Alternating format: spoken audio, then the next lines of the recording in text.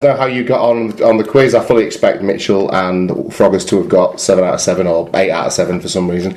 By the time I get up and go for my morning constitutional, I would suggest they might have a good crack at this one. I would suggest that Darts missed Benny Westwood. Possibly so. Yeah. Possibly so, if he's being honest. And I'm certain he is. Okay, what's coming up for us over the next few days, Mark? I've got a normal week ahead. I'm going to Lee on Thursday. Oh, are you? Fantastic. Then my wife has her degree show thing. Superb. Coming up, showing off all the work from her first year of a master's. So I think I've got to go to that on Friday. You get to go to that on Friday. Sorry, did I say got to? Yes. You get to go to that, you lucky pup. Then it starts a sort of run of birthday times. Right. Now I'm trying to balance out the trouble that I'm going to be in for doing the show on her actual birthday next Monday. You want to do it Tuesday if you want. We can't, because I'm away on Tuesday. I'm taking her away for her birthday. Where are you going? We're going to York. How lovely. Yeah. Let me give you some recommendations for restaurants and stuff. Yes. But before that, at the weekend, I think a brother's coming over, so we might go out for tea. Cool. For that. So I'll try and catch as much rugby league as I can outside of the Wigan game, but I don't know if I'll be able to catch the Red Button game, but I'll certainly make sure I find a way of watching Salford and Harvey at some point. There you go, fantastic. I'm looking forward to that one. Yeah, absolutely. What about yourself? Quiet week ahead, really. Every time you say quiet week, though, you're getting shit, don't you, from Emma, because she's got all these things planned. Well, no, we are both keep having a quiet week. We'll have the kids at the weekend, so we might end up doing something together, the four of us. But other than that, no, just a normal, quiet, as I love to say, steady away week, and I'm looking forward to it because it means that on Thursday night I can get home and watch the Lee Wigan game, and I should be able to fit in the Salford and Hull FC game on the Friday as well. So exciting times ahead. Oh, and we'll all be voting viewing, on and Thursday. Of course we'll be voting on Thursday. Vote with your conscience is probably the most level, even under. Well, as I believe it, we'll be voting for different parties. Yeah, but with a common thrust, I think. Well, at least we're not voting for the same. At least we're not voting for one party. I think so, yeah. Yeah, that's it. There you go. Okay. Any recommendations, Mark? Anything happened to you this week that you want to recommend other people do? Not really. Fair enough. I recommend... Go on. Let me just think. Well, whilst you're thinking, I recommend people drink beer made by the Kirby Lonsdale Brewery. I did at the weekend, and it was just lovely. The Orange Tree in Kirby Lonsdale has it. They have a broad selection. They're a bit like Lancaster Brew. They do a blonde and a ruby and a dark ale. And I tried a couple of them. I've had some of their beers before, yeah. They do have quirky names for it, but they escaped me in the moment, and they would have escaped me on Friday night if you asked me to be honest. But they were very good. Oh, I knew what I meant to tell you about from my little trip up to Kirby Lonsdale. We were enjoying the beer garden outside the back of the King's Arms in Kirby Lonsdale and got chatting to I would say, very pissed, but not like to the point of slurring, Irish fella who, in a moment, no, it wasn't right. It couldn't have been further removed in terms of the way in which he presented himself to the world. They were yin and yang in terms of their dress sense and style. But in what I would probably say one of the greatest tinfoil hat moments I've ever experienced, listened to an Irish guy explain how ISIS is now predominantly made up of ex-members of the IRA, and his justification was they both begin with I. Think about it. Dead set serious. So that was something I wanted to tell you about. Got me laughing. Wow. Yeah. There's some drunk people with some odd views out there. That's pretty odd, isn't it? That's. Now you're a ranger, and a lot of Irish people have fair skin. Can you imagine the chaos that would ensue if you sent an aging terror cell over to Syria? They wouldn't get out the front door. They wouldn't be able to get out. They'd have to do everything under the cover of darkness. That happened to me. That's.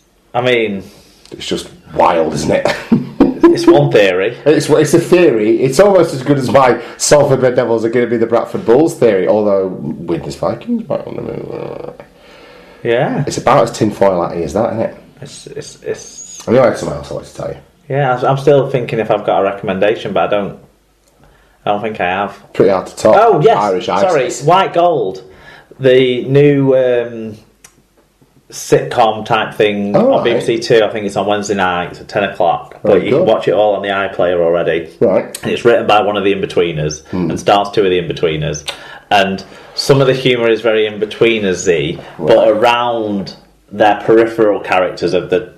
I think it's the Jay and Simon characters. Okay. Not Simon. Yeah, I get confused because they've all got like names that other people in In-Betweeners have as their real names. But anyway, Joe Thomas wrote it. Right. He's the one who was in... I think he's Simon, isn't he, with the hair? Yeah, he was the one who was in Fresh Meat. Yes. So...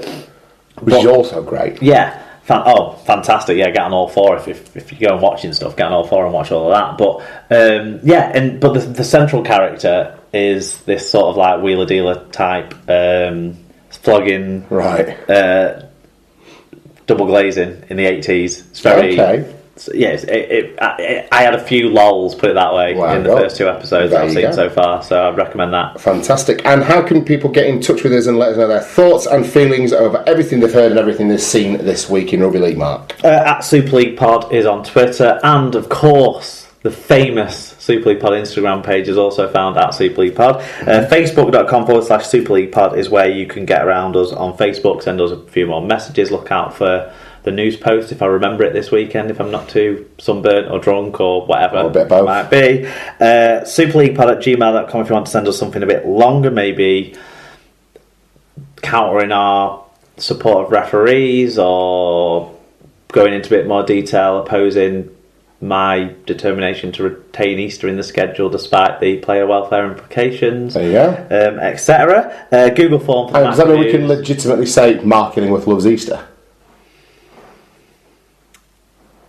Well, do you know what? It is a good distraction from all the religion, isn't it? The rugby. Oh, you godless heathen. Sorry, mate, carry on. Yeah. Come on, we've had some ridiculous stuff in this wrap-up section that is going to put off a lot of our listeners from me and you. I'm relatively sure that You by don't the time- care about our listener numbers. It affects me I emotionally. care. if it did. I care about being honest in the podcast, and honestly, mate, I'm reasonably sure that by the time we get to the wrap up, there are 2 Tasmans and Bob Phillips listening.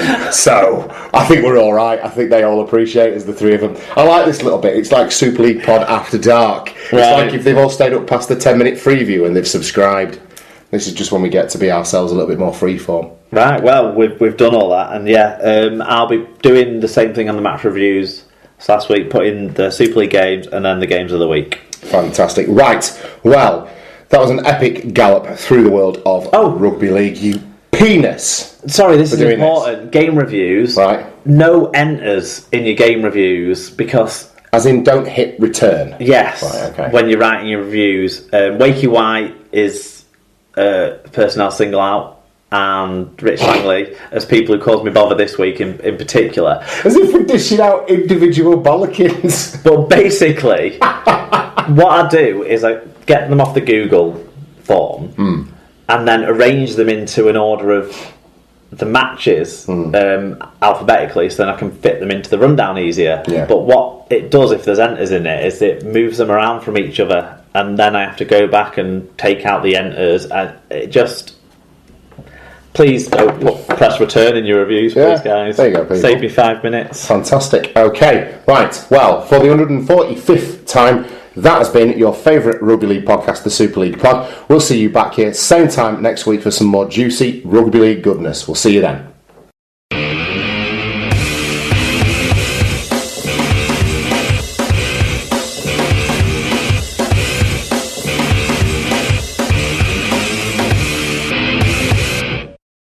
It was suggested to me at the weekend that if we ever go to a fancy dress party, I could put a snapback on and go as Rag and Bone Man. You're not that grim looking. Not that grim, am I? No. I do think he's pretty class. He's From awesome. what I've heard. Yeah, great singer. Yeah. Fantastic. I think I look more like Fred off First Dates, personally. No, it's still very much bald Seth Rogen, isn't it? Right.